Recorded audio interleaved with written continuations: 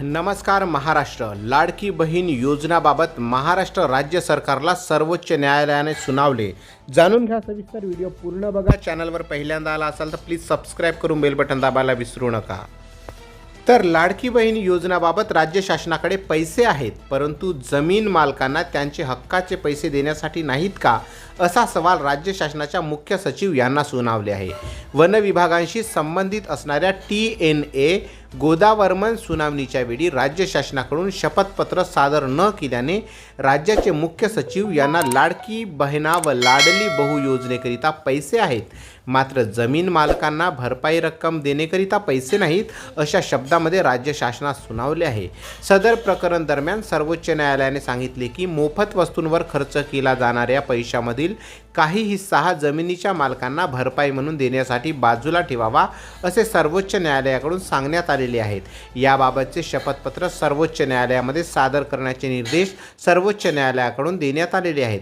सेवानिवृत्त वन अधिकारी TN गोदावर्मन यांनी वनजमिनीच्या संरक्षण यावरून चिंता व्यक्त करण्यात आली होती. यावेळी कोणत्याही पर्यावरण मंजुरीशिवाय वनजमिनीवरील उत्खनन व बांधकाम करण्यात आले होते.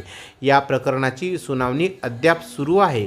सदर जमिनीची मालकी ही एका व्यक्तीच्या खाजगी मालमत्ता असल्याने त्याबाबत राज्य शासन खबरदारी घ्यायला हवी, असे सर्वोच्च न्यायालयाकडून सांगण्यात आले.